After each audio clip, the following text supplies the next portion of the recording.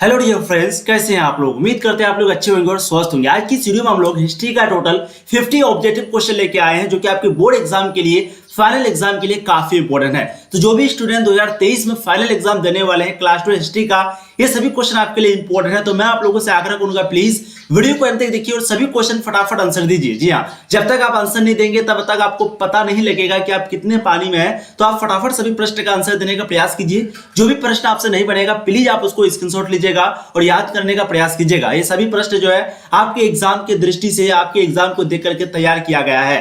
तो चलिए शुरू करते हैं। सबसे पहला प्रश्न देखिए, ताजमहल किस नदी के किनारे स्थित है। 2021 का नोबल एग्जाम में पूछा गया क्वेश्चन है आपका, ताजमहल जिसको शाहजहां ने बनवाया ये किस नदी के किनारे स्थित है। बिल्कुल इसके राइट आंसर हो जाएंगे वो है यमुना नदी के किनारे। ऑप्शन भी आपका बिल्कुल सही आंसर हो जाएगा। अब देखिए अगला प्रश्न, क्वेश्चन नंबर 2, बाबर ने अफगान सरदारों को किस युद्ध में पराजित किया था।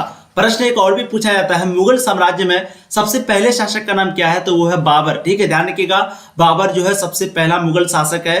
तो ये जो है किन अफगान सरदारों को, यानी कि अफगान सरदारों से जो है कौन से युद्ध में पराजित किया था। अफगान सरदार जो थे उसको कौन से युद्ध में बाबर जो है पराजित किया था, यानी कि हराया था। बिल्कुल इसके आंसर हो जाएंगे वो है घाघरा युद्ध में। ऑप्शन आपका सी जो है बिल्कुल यहाँ पर सही जवाब हो जाएंगे। अब देखिए अगला प्रश्न, क्वेश्चन नंबर 3, जरासंध का संबंध किस वंश से था। यहाँ पर पूछा जा रहा है कि ये जो जरासंध है इसका जो संबंध है वो कौन से वंश से था। हर्यक वंश से, वृहद्रथ वंश से, नंद वंश से, मौर्य वंश से। बिल्कुल थर्ड की जो राइट आंसर है वो आपको जाएंगे वृहद्रथ वंश से। ऑप्शन भी आपका बिल्कुल सही जवाब हो जाएगा।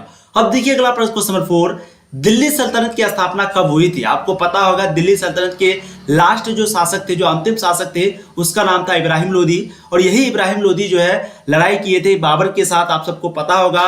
और वो जो है यानी कि इब्राहिम लोदी हार गए थे, बाबर जीत गए थे। और बाबर ने जो है 1526 में मुगल साम्राज्य की स्थापना किए थे। ठीक है, तो प्रश्न पूछा भी जाता है कि उसको पानीपत की हम लोग प्रथम लड़ाई भी बोलते हैं, आप सबको पता भी होगा। ठीक है, तो दिल्ली सल्तनत की जो स्थापना है वो कब हुई थी, 1206, 1226, 1256 या फिर 1257। बिल्कुल 4 की जो राइट आंसर है वो यहाँ पर आपको जाएंगे 1206 ईस्वी में। ध्यान रखिएगा, दिल्ली सल्तनत की जो स्थापना है वो 1206 ईस्वी में हुई थी। ये प्रश्न जो है आपको पूछा जा सकता है। चलिए अब देखिए अगला प्रश्न, क्वेश्चन नंबर 5, शेरशाह सूरी ने, अच्छा एक प्रश्न यहाँ पर बनता है कि दिल्ली सल्तनत की स्थापना मतलब कि किसने किया था, ये पूछा जाता है। तो ध्यान रखिएगा, ये सभी प्रश्न आपके लिए इंपॉर्टेंट है।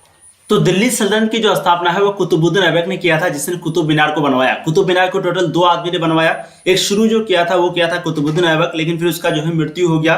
तो उसके बाद उसको जो पूरा किया था उस काम को, वो कौन किया था, इल्तुतमिश। ठीक है, तो दिल्ली सल्तनत की जो स्थापना है वो किसने किया था, कुतुबुद्दीन ऐबक ने किया था। कब किया था, 1206 ईस्वी में किया था। ये भी प्रश्न जो है आपको पूछा जा सकता है। चलिए, पहले शासक का नाम क्या है, कुतुबुद्दीन ऐबक। चलिए अब देखिए अगला प्रश्न, क्वेश्चन नंबर 5, शेरशाह सूरी ने 1540 ईस्वी में किसे परास्त किया था, यानी कि किसे हराया था। तो आप सबको पता है सबसे पहले मुगल साम्राज्य कौन थे, मुगल साम्राज्य के शासक कौन थे, बाबर। बाबर के बाद कौन आया था, हुमायूं। ये प्रश्न जो है आपको पूछा जा सकता है। ठीक है, और हुमायूं जो है जब आया था तो फिर वो जो है थोड़ा सा कुछ देर के लिए हार गया था, यानी कि शेरशाह सूरी जो है उसको 1540 ईस्वी में हरा दिया था। किसको, हुमायूं को। तो राइट आंसर जो है आपके ऑप्शन यहाँ पर सी हो जाएंगे। बहुत ही इंपॉर्टेंट प्रश्न आपका क्वेश्चन नंबर 5 का। चलिए अब देखिए, ये जो है द्वितीय शासक थे, मुगल साम्राज्य के द्वितीय शासक थे। ध्यान रखिएगा, बहुत ही इंपॉर्टेंट प्रश्न है। अब देखिए अगला प्रश्न, घाघरा का युद्ध जो है वो कब हुआ था, 1526 में, 27 में, 29 में, 30 में। ये जो घाघरा का युद्ध है वो कब हुआ था, इंपॉर्टेंट प्रश्न है आपका। बिल्कुल सिक्स की जो राइट आंसर है वो जाएंगे 1529 में। ध्यान रखिएगा, बाबर ने जो है अफगान सरदारों को घाघरा युद्ध में हराया था। और ये जो घाघरा युद्ध है वो हुआ था 1529 को। राइट आंसर आपका ऑप्शन सी हो जाएगा क्वेश्चन नंबर 6 का। फटाफट आप लोग आंसर देते हुए चलिए। ये सभी प्रश्न जो है आपके एग्जाम को दृष्टि से आपके एग्जाम को देख करके तैयार किया गया है। अब देखिए अगला प्रश्न, क्वेश्चन नंबर 7, बिंबिसार का जो संबंध है वो किस वंश से था, नंद वंश से, हर्य वंश से, हर्यक वंश से, शिशुनाग वंश से या फिर मौर्य वंश से। तो बिंबिसार का जो संबंध है वो कौन से वंश से था, बिल्कुल 7 के राइट आंसर हो जाएंगे हर्यक वंश से। ऑप्शन भी आपका बिल्कुल सही आंसर हो जाएगा। अब देखिए अगला प्रश्न, क्वेश्चन नंबर 8, जरासंध का संबंध किस वंश से था। जरासंध का जो संबंध है वो किस वंश से था, बिल्कुल राइट आंसर आपको जाएंगे वृहद्रथ वंश से। ऑप्शन भी आपका एकदम सही आंसर हो जाएगा। अब देखिए अगला प्रश्न, क्वेश्चन नंबर 9, तक्षशिला किस राज्य में स्थित था, मगध में, अंग में, गंधार राज्य में, मल राज्य में। ये जो तक्षशिला है वो किस राज्य में स्थित था। 9 के यहाँ पर सही जवाब हो जाएंगे वो है गंधार राज्य में। ऑप्शन आपका सी जो है बिल्कुल सही जवाब हो जाएंगे। अब देखिए अगला प्रश्न, क्वेश्चन नंबर 10, भारत में बाबर का साम्राज्य निम्न में कहां तक फैला था। भारत में जो बाबर का साम्राज्य था, यहाँ पर सिर्फ बाबर का बात हो रही है, ना कि मुगल साम्राज्य का। ठीक है, बाबर जिन्होंने जो है मुगल साम्राज्य की स्थापना किए थे। तो भारत में बाबर, अच्छा बाबरनामा किसने लिखा था, तो बाबर खुद लिखा था। पूछा भी जाता है कि बाबरनामा किसने लिखा, तो बाबर खुद लिखा था। तो भारत में बाबर का जो साम्राज्य है निम्न में से कहां तक फैला था? प्रश्न आपके लिए इंपॉर्टेंट है, प्लीज फटाफट आंसर देने का प्रयास कीजिएगा। बिल्कुल 10 की राइट आंसर हो जाएंगे पूर्व में बंगाली से लेकर के दक्षिण में ग्वालियर तक। ध्यान रखिएगा, पूर्व में बंगाल से लेकर के दक्षिण में ग्वालियर तक जो है बाबर का साम्राज्य फैला था। तो राइट आंसर यहाँ पर 10 का ऑप्शन बी हो जाएगा। अब देखिए अगला प्रश्न क्वेश्चन नंबर 11, बाबर के संस्करण का क्या नाम है? बाबर के संस्करण का क्या नाम है? तुजू के बाबरी, तुजू के जहांगीरी, जफरनामा या फिर इनमें से कोई नहीं। तो देखिए बाबरनामा जो होता है उसी को तुजू के बाबरी भी बोला जाता है।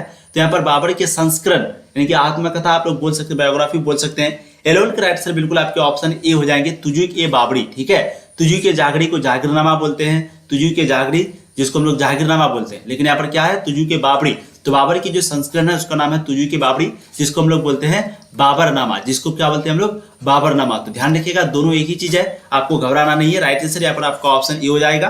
अब देखिए अगला प्रश्न क्वेश्चन नंबर 12, संविधान सभा में कुल कितने सदस्यों का प्रावधान था? पहले 380, 89, 70 या फिर 95। तो संविधान सभा में कुल कितने सदस्यों का प्रावधान था? 12 के यहाँ पर राइट आंसर हो जाएंगे वो है 389। ऑप्शन आपका बी बिल्कुल सही आंसर हो जाएगा। अब देखिए अगला प्रश्न क्वेश्चन नंबर 13, संविधान सभा का अस्थायी अध्यक्ष किसे चुना गया? अस्थायी मतलब परमानेंट। तो बताइए संविधान सभा का जो अस्थायी अध्यक्ष है वो किसे चुना गया था? राजेंद्र प्रसाद को, भीमराव अम्बेडकर को, जवाहरलाल नेहरू को, सी राजगोपालाचारी को। 13 का बिल्कुल यहाँ पर सही जवाब आपके हो जाएंगे वो है राजेंद्र प्रसाद को। ध्यान रखिएगा संविधान सभा का जो अस्थायी अध्यक्ष है वो किसे चुना गया था? राजेंद्र प्रसाद को। ऑप्शन आपका ए जो है बिल्कुल सही हो जाएगा। 2021 का बोर्ड मॉडल में प्रश्न जो है आपको पूछा गया है। चलिए अब देखिए ये काफी इंपोर्टेंट प्रश्न है, 2013, 15, 19, 20 कई बार पूछा जा चुका है। क्वेश्चन क्या है आपका? भारतीय संविधान की प्रारूप समिति के अध्यक्ष कौन थे? ध्यान रखिएगा सबसे बड़ा जो अध्यक्ष था संविधान में वो प्रारूप समिति ही था। ठीक है, और अगर पूछा जाए अस्थायी अध्यक्ष के बारे में तो अस्थायी अध्यक्ष तो आपको समझ में आ गया कि अस्थायी अध्यक्ष जो है वो कौन है? वो है आपके राजेंद्र प्रसाद। ध्यान रखिएगा अस्थायी अध्यक्ष अगर आप पूछा जाए संविधान सभा का तो है राजेंद्र प्रसाद। वहीं पे अगर आपको पूछा जाए कि प्रारूप समिति के अध्यक्ष कौन थे तब आपको डायरेक्ट राइट आंसर लगाना है, वो है भीमराव अम्बेडकर। ध्यान रखिएगा अगर आपको प्रारूप समिति पूछ दे, अगर ये वर्ड आ गया प्रारूप समिति तो आपको राइट आंसर लगाना भीमराव अम्बेडकर, और अगर ये वर्ड आ गया कि अस्थायी अध्यक्ष कौन है तब आपको लगा देना है राजेंद्र प्रसाद। दोनों क्वेश्चन काफी इंपोर्टेंट है तो आप लोग को बिल्कुल कंफ्यूज नहीं होना है। बिल्कुल 14 के राइट आंसर यहाँ पर आपके ऑप्शन डी हो जाएंगे भीमराव अम्बेडकर। अब देखिए अगला प्रश्न क्वेश्चन नंबर 15, हड़प्पा सभ्यता की मोहरें जो है वो किस चीज की बनी थी? देखिए प्रश्न काफी इंपोर्टेंट है। हड़प्पा सभ्यता में जो मोहर पाई जाती थी वो किस चीज की बनी थी? लोहे, तांबे, कांसे, सेलखड़ी। तो मैंने आपको ये चैप्टर पढ़ा भी दिया है, बिल्कुल इसका आंसर क्या हो जाएंगे? सेलखड़ी। ऑप्शन आपका डी 15 का जो है सही आंसर हो जाएगा। अब देखिए अगला प्रश्न क्वेश्चन आपको जाएंगे 16, बनावली किस राज्य में स्थित है? हरियाणा में, पंजाब में, गुजरात में, महाराष्ट्र में। तो यहाँ पर देखिए बनावली की बात हो रही है, हम लोग ये भी पढ़ चुके हैं। 16 का बिल्कुल सही जवाब हो जाएगा हरियाणा में। ध्यान रखिएगा बनावली जो है वो आपका हरियाणा में स्थित है। तो राइट आंसर आपके ऑप्शन ए हो जाएंगे क्वेश्चन नंबर 16 का। ठीक है, बहुत बढ़िया। अब देखिए अगला प्रश्न एक इंपॉर्टेंट पॉइंट यहाँ पर देख सकते हैं, बनावली जो है वो हरियाणा में है अभी। ठीक है, कालीबंगा जो है वो आपका राजस्थान में। ध्यान रखिएगा कालीबंगा राजस्थान में है, बनावली हरियाणा में है। और एक धोलावीरा लोथल, एक जगह का नाम है धोलावीरा और एक जगह का नाम है लोथल। ये दोनों नदी जो है वो गुजरात में स्थित है। ठीक है, लोथल जो है वो भोगवा नदी के किनारे स्थित है, ध्यान रखिएगा। और धोलावीरा लोथल जो है ये अभी कहाँ पर है? तो ये गुजरात में स्थित है, यानी कि गुजरात में है। ठीक है, चलिए अब देखिए अगला प्रश्न क्वेश्चन नंबर 17, लोथल किस नदी के किनारे स्थित है? 2019 के एनुअल एग्जाम में पूछा गया है, मैंने अभी आपको बताया। लोथल जो है वो आपका भोगवा नदी के किनारे स्थित है। ऑप्शन आपका सी 17 का बिल्कुल सही आंसर हो जाएगा। अब देखिए अगला प्रश्न क्वेश्चन नंबर 18, सिंधु घाटी के निवासियों को किस धातु का ज्ञान नहीं था? सिंधु घाटी का निवासी मतलब हो गया क्या? हड़प्पा सभ्यता के लोगों को, यानी कि सिंधु घाटी सभ्यता के लोगों को कौन से धातु के बारे में जानकारी नहीं था? सोना के बारे में, चांदी के बारे में, लोहा के बारे में या फिर तांबा के बारे में? बताइए कौन से धातु, कौन से मेटल का जानने के लिए उनको नहीं था, जो कि सिंधु घाटी सभ्यता में जो भी लोग थे उनको नहीं था। 2014, 19 और 21 में पूछा गया है। बिल्कुल आंसर आपको जाएंगे वो है लोहा का। ठीक है, तो सिंधु घाटी सभ्यता के जो लोग थे उनको लोहा के बारे में बिल्कुल भी पता नहीं था। लेकिन जैसे ही सिंधु घाटी सभ्यता खत्म हुआ और वैदिक सभ्यता शुरू हुआ तो उसके बाद फिर जो है लोहा का खोज हुआ और लोहा के बारे में सभी को जानकारी हुआ। ठीक है, चलिए अब देखिए अगला प्रश्न क्वेश्चन नंबर 19, पाकिस्तान का प्रथम प्रधानमंत्री कौन था? 2019 का एनुअल एग्जाम में पूछा गया है। मोहम्मद अली जिन्ना, लियाकत अली खां, इकबाल अहमद, मौलाना आजाद। बहुत लोग जो है मोहम्मद अली जिन्ना लगा देते हैं, जो कि बिल्कुल गलत हो जाएगा। 19 का यहाँ पर सही जवाब हो जाएंगे लियाकत अली खां। ध्यान रखिएगा पाकिस्तान का जो प्रथम प्रधानमंत्री है वो कौन था? लियाकत अली खां था। ऑप्शन आपका बी 19 का बिल्कुल सही आंसर हो जाएगा। अब देखिए अगला प्रश्न क्वेश्चन नंबर 20, दिल्ली चलो का जो नारा है वो किसने दिया था? दिल्ली चलो का नारा। ध्यान रखिएगा प्रश्न आपके लिए इंपॉर्टेंट है क्योंकि कई बार पूछा गया है। 2013 में, 19 में, 20 में, 20 का बोर्ड मॉडल में भी आया था। तो दिल्ली चलो का जो नारा है वो किसने दिया था? महात्मा गांधी, लोकनायक तिलक, लोकमान्य तिलक या फिर लाला लाजपत राय, सुभाष चंद्र बोस। बिल्कुल 20 का जो है पर सही जवाब है, बिल्कुल 20 का राइट आंसर हो जाएंगे सुभाष चंद्र बोस। ध्यान रखिएगा, दिल्ली चलो का जो नारा है वो किसने दिया था? सुभाष चंद्र बोस ने दिया था। ठीक है, चलिए अब देखिए अगला प्रश्न, क्वेश्चन नंबर 21, पाकिस्तान शब्द किसने दिया था? 2019 में पूछा गया प्रश्न आपका, पाकिस्तान जो शब्द है वो किसने दिया था? तो ये चौधरी रहमत अली ने दिया था। ध्यान रखिएगा, कौन दिया था? चौधरी रहमत अली। ऑप्शन आपका सी सही हो जाएगा। पाकिस्तान शब्द किसने दिया था? चौधरी रहमत अली। ठीक है, 21 का राइट आंसर आपका ऑप्शन सी हो जाएगा। क्या बात है। अब देखिए अगला प्रश्न, क्वेश्चन आपको जाएंगे 22, 1942 के आंदोलन के दौरान आजाद दास्ता का गठन किसने किया था? ए के गोपालन ने, सुभाष चंद्र बोस ने, जयप्रकाश नारायण ने, जवाहरलाल नेहरू ने। तो 1942 के आंदोलन के दौरान जो है आजाद दास्ता का गठन किसने किया था? 22 का बिल्कुल यहाँ पर जो सही जवाब है वो हो जाएंगे यहाँ पर जयप्रकाश नारायण ने। ऑप्शन आपका सी बिल्कुल सही आंसर हो जाएगा। चलिए अब देखिए अगला प्रश्न, क्वेश्चन आपको जाएंगे 23, अखिल भारतीय कांग्रेस के प्रथम अध्यक्ष कौन थे? अखिल भारतीय कांग्रेस के प्रथम अध्यक्ष कौन थे? Dadabhai Naoroji, Annie Besant, W C. Banerjee, A O. Hume. 23 के जो यहाँ पर सही जवाब है वो हो जाएंगे डब्ल्यू.सी. बनर्जी। ऑप्शन आपका सी एकदम सही आंसर हो जाएगा। तो अखिल भारतीय कांग्रेस के जो प्रथम अध्यक्ष थे वो कौन थे? डब्ल्यू.सी. बनर्जी थे। 23 का यहाँ पर ऑप्शन सी बिल्कुल सही हो जाएगा। अब देखिए अगला प्रश्न, क्वेश्चन 24, अंग्रेजों ने बंगाल का विभाजन कब किया था? 2014 में भी, 21 में भी पूछा गया है, 1905 में, 10 में, 12 में, 15 में। तो बताइए अंग्रेजों ने जो है बंगाल का विभाजन कब किया था? 24 का जो है यहाँ पर सही जवाब हो जाएगा, बिल्कुल आपके राइट आंसर हो जाएंगे, वो है 1905 में। ध्यान रखिएगा, बंगाल का विभाजन कब हुआ था? 1905 में। ऑप्शन ए आपका सही हो जाएगा। अच्छा, एक प्रश्न यहाँ पर बनता है कि जब पहले जो है राजधानी जो है भारत का वो कोलकाता था, उसके बाद फिर दिल्ली कर दिया गया, तो ये कब किया गया था? यानी कि ये राजधानी का जो बदलाव है कब हुआ था? तो ध्यान रखिएगा 1911 में। कब हुआ था? 1911 में। ठीक है, चलिए अब देखिए अगला प्रश्न, क्वेश्चन 25, प्रथम विश्व युद्ध में अंग्रेजों का साथ देने के कारण गांधी जी को कौन सी उपाधि दी? यानी कि प्रथम विश्व युद्ध में जब गांधी जी अंग्रेज का साथ दिए थे तो उस समय गांधी जी को कौन सी उपाधि दिया था? नाइटहुड सर, या फिर नोबेल पुरस्कार, या फिर केसर-ए हिंद। 25 का बिल्कुल यहाँ पर जो सही जवाब है वो आपको जाएंगे केसर-ए हिंद। ठीक है, तो ध्यान रखिएगा, प्रथम विश्व युद्ध में जब गांधी जी ने अंग्रेजों का साथ दिया था तो उस समय गांधी जी को जो है केसर-ए हिंद का उपाधि दिया गया था, मिला था। ठीक है, अब देखिए अगला प्रश्न, क्वेश्चन 26, स्वराज पार्टी का गठन किसने किया था? स्वराज पार्टी जो है उसका गठन किसने किया था? जवाहरलाल नेहरू, महात्मा गांधी, सुभाष चंद्र बोस, चित्तरंजन दास। 26 का बिल्कुल आपकी जो सही जवाब है वो हो जाएंगे चित्तरंजन दास। ध्यान रखिएगा, स्वराज पार्टी का जो गठन है वो चित्तरंजन दास ने किया था। ऑप्शन आपका डी बिल्कुल सही आंसर हो जाएगा। अब देखिए अगला प्रश्न, क्वेश्चन 27, 1882 ईस्वी में शिक्षा पर हंटर कमीशन की नियुक्ति जो है वो किसने की थी? लॉर्ड रिपन ने, लॉर्ड कर्जन ने, डलहौजी ने, कॉर्नवालिस ने। तो बताइए 1882 में शिक्षा पर हंटर कमीशन की जो नियुक्ति है वो किसने किया था? 21 का बिल्कुल सही जवाब हो जाएंगे लॉर्ड रिपन ने। ऑप्शन आपका ए एकदम राइट आंसर हो जाएगा। अब देखिए अगला प्रश्न, क्वेश्चन 28, पटना कॉलेज पटना का बिल्डिंग किस यूरोपीय कंपनी का पहला गोदाम था? अंग्रेज का, पुर्तगीज का, फ्रेंच का, डच का। ये जो पटना कॉलेज पटना का बिल्डिंग है किस यूरोपीय कंपनी का पहला गोदाम था? 28 के सही जवाब हो जाएंगे डच कंपनी का। ठीक है, तो डच कंपनी का जो है ये पहला गोदाम था और पटना कॉलेज पटना। तो राइट आंसर ऑप्शन डी हो जाएगा। अब देखिए अगला प्रश्न, क्वेश्चन 29, फटाफट आप लोग मेरे साथ साथ आंसर देते हुए चलिए, और लास्ट में आपको बताना भी है कि आप टोटल जो है कितना प्रश्न का आंसर दे पाए। ठीक है, आपके लिए क्वेश्चन जो है काफी इंपॉर्टेंट है। जो भी वीडियो को लाइक नहीं किया प्लीज वीडियो को लाइक कर दीजिए इसी बात पर, और चैनल को सब्सक्राइब नहीं किए कर दीजिए, ऐसे आपको यहाँ पर तैयारी कराई जाती है। चलिए, तो बहुत ही इंपॉर्टेंट प्रश्न है, बिल्कुल आप लोगों ने सही आंसर दिया है। इसके राइट आंसर जाएंगे 1813 का चार्टर एक्ट। प्रश्न क्या था?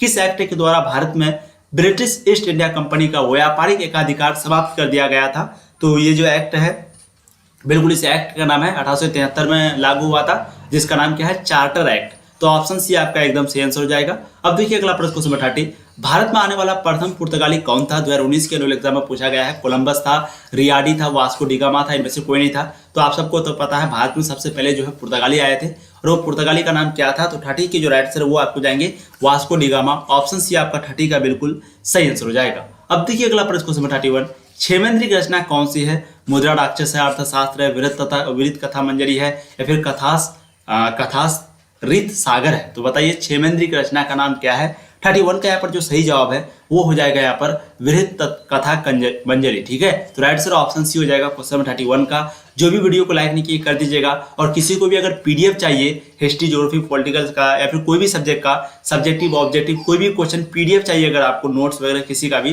तो आपको जो है इस नंबर पर कॉन्टेक्ट करना। ठीक है, बहुत ही कम अमाउंट में जो है आपको जो है दिया जाएगा, ये पीडीएफ सभी दिया जा रहा है। तो प्लीज 76675323, ठीक है, ये आपका 3 है 2320 ठीक है, तो ये आपका नंबर है 7667532320।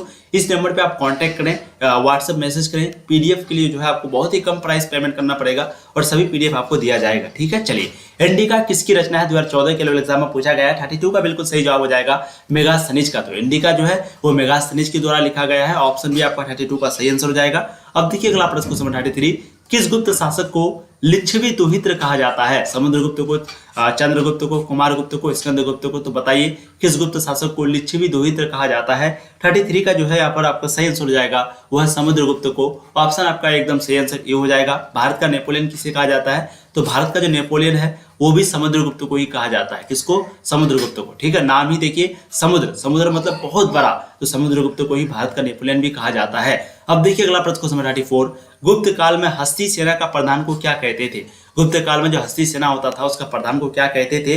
34 का यहाँ पर जो सही आंसर है बिल्कुल यहाँ पर आपके राइट आंसर हो जाएंगे महापीलुपति। क्या कहते थे? महापीलुपति। ऑप्शन सी आपका 34 का राइट आंसर होगा। तो गुप्त काल में हस्ती सेना का जो प्रधान होता था उसको महापीलुपति कहते थे। क्या बात है, बहुत बढ़िया। चलिए अब देखिए अगला प्रश्न क्वेश्चन 35, वासुदेव कृष्ण किस वंश के थे? वासुदेव जो कृष्ण है वो किस वंश के थे? गुप्त वंश के, मौर्य वंश के, वृष्णि वंश के या फिर सातवाहन वंश के? बहुत ही इंपॉर्टेंट है। बिल्कुल बिल्कुल 35 के जो राइट आंसर है वो यहाँ पर आपका हो जाएगा ऑप्शन सी वृष्णि वंश के।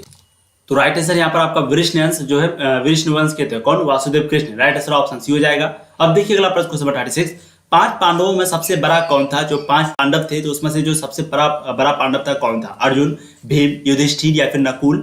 36 का बिल्कुल आपके जो सही जवाब है वो हो जाएगा युधिष्ठिर। ऑप्शन सी 36 का बिल्कुल राइट आंसर हो जाएगा। अब देखिए अगला प्रश्न क्वेश्चन 37, संकर्षण किसका दूसरा नाम था? देखिए प्रश्न आपके लिए इंपॉर्टेंट है। संकर्षण किसका दूसरा नाम था? कृष्ण का, बलराम का, भीम का, अर्जुन का? 37 का जो है बिल्कुल यहाँ पर जो राइट आंसर है वो हो जाएंगे बलराम का। तो संकर्षण जो है किसका दूसरा नाम था? बलराम का। ऑप्शन भी आपका सही हो जाएगा। अब देखिए अगला प्रश्न क्वेश्चन 38, सबसे पहले अवतारवाद सिद्धांत का जो व्यापक निरूपण है वो कहाँ किया गया था? मनुस्मृति में, ऋग्वेद में, भगवत गीता में, नारद स्मृति में? 38 का बिल्कुल सही जवाब जो है वो हो जाएगा भगवत गीता में। ठीक है, तो सबसे पहले अवतारवाद सिद्धांत का जो व्यापक निरूपण है वो कहाँ किया गया था? भगवत गीता में किया गया था। ऑप्शन सी बिल्कुल सही आंसर हो जाएंगे। अब देखिए अगला प्रश्न क्वेश्चन 39, 1857 के विद्रोह का पहला सिपाही किसे कहा जाता है? बताइए तो।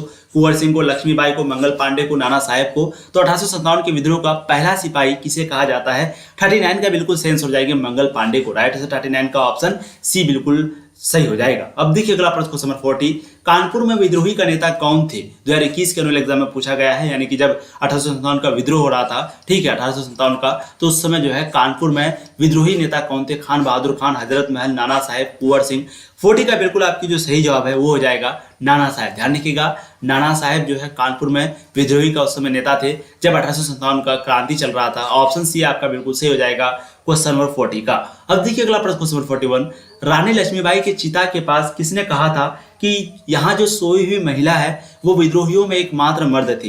यानी कि जो, क्योंकि उस समय रानी लक्ष्मीबाई का इंतकाल, ये मतलब कि उसकी मृत्यु हो गई थी, निधन हो गए थे। ठीक है, तो रानी लक्ष्मीबाई के चिता के पास जाकर के ये बात कहा था कि जो यहाँ पर महिला अभी सोई हुई है वो जब विद्रोह कर रहा था तो उस समय यही एक मर्द थी। ठीक है, उस औरत को क्या कहा? मर्द कहा। तो ये बात किसने कहा था? कैंपबेल ने, ह्यूरोज ने, हेवलॉक ने, डलहौजी ने? 41 का बिल्कुल सही आंसर हो जाएगा ह्यूरोज ने। ऑप्शन आपका बी 41 का एकदम सही आंसर हो जाएगा। क्या बात है। अब देखिए अगला प्रश्न क्वेश्चन 42, द ग्रेट रिवोल्ट नामक पुस्तक के लेखक कौन थे? द ग्रेट रिवोल्ट, रिवोल्ट यानी कि रिवोल्यूशन, तो द ग्रेट रिवोल्यूशन रिवोल्ट नामक पुस्तक के लेखक कौन थे? 2019 में पूछा गया प्रश्न आपका।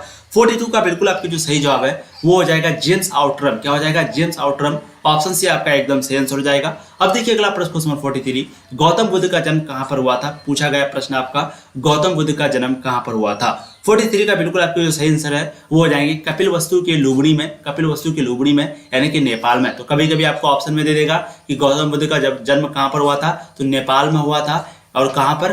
कपिलवस्तु के लुबनी में। और गौतम बुद्ध को शिक्षा का प्राप्ति कहाँ हुआ था अगर पूछा जाए? ठीक है, पेड़ के नीचे हुआ था, आप सबको तो पता ही है। और गौतम बुद्ध का बचपन का नाम था, ये भी पूछा जाता है।